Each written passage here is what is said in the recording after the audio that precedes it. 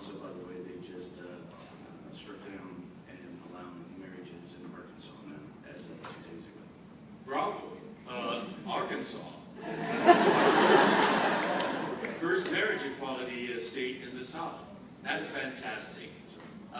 You know, I've been on this go around in Washington, not only with the State Department, but with the AARP. And so I haven't had a chance to keep up with the news. So thank you for informing me. They learn a lot here at the State Department. Arkansas is a marriage equality state. Yes, sir. Bravo. They had a bunch of marriages 2 days ago. Fantastic. So. All right. Well, I have to check out the marriages that are happening there. And in many ways, Arkansas is a positive state. In 2004, at that time I was chairman of the board of the Japanese American National Museum, and we went in partnership with the University of Arkansas at Little Rock. We sent 5 of our exhibits on the internment, and the University of Arkansas produced 3 exhibits on the Arkansas camps. There were 2 in Arkansas. One called Rower, where our family was incarcerated, and the other called Jerome. And over a 5-day period, we opened those exhibits in Little Rock. And after that experience, I wanted to see where I spent a chunk of my boyhood at the Rower camp. And so we went down there, and I wanted to validate my memories of a wet place. When it rained, the whole place turned into a swamp, very mucky. And yet people had to make that trek to the mess hall 3 times. And for elderly people and mothers with children, it was well nigh impossible because their feet would sink into the muck, and pulling their feet out to get to the mess hall was practically impossible. My father organized a boardwalk connecting all the barracks to the mess hall so that the elderly and mothers with young children could make that trek. And I remember I called it the jungle. It was a forest that surrounded our internment camp. But as we drove down, I saw none of that. It was just miles and miles of cotton fields.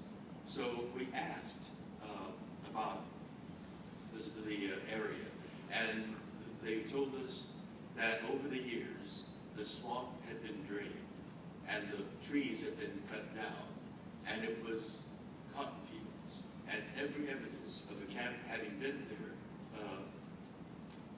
disappeared, except for the cemetery.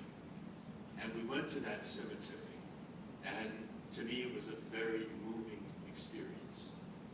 There were markers there for people that were born in the 1870s, 1880s, who passed in 1942, or 43, or 44, 45. It was an internment that killed them.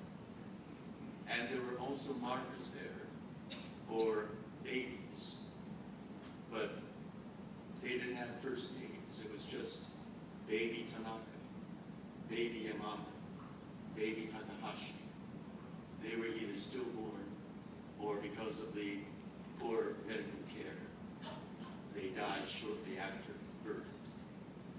And the most prominent marker in that cemetery was an old crumbling concrete pylon with an eagle at the top.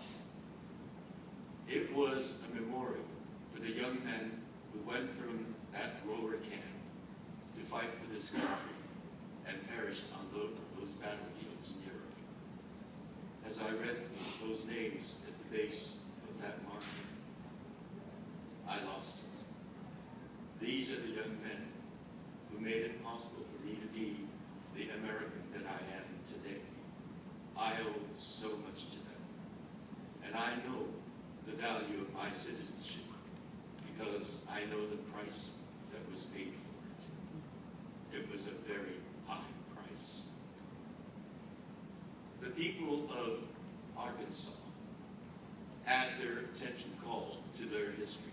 So many people didn't know about it. And the University of Arkansas incorporated that into their study of Arkansas history. And we at the Japanese American National Museum invited teachers from the Arkansas school system to come to our museum. We funded it to spend a month at our museum during the summer. And on their initiative, between the two cities, or between the two internment camps, is a city called Magee. And the people of Magee built a museum that they opened 2 years ago, was it? 2 years ago, called the World War II Japanese American Internment Camp Museum.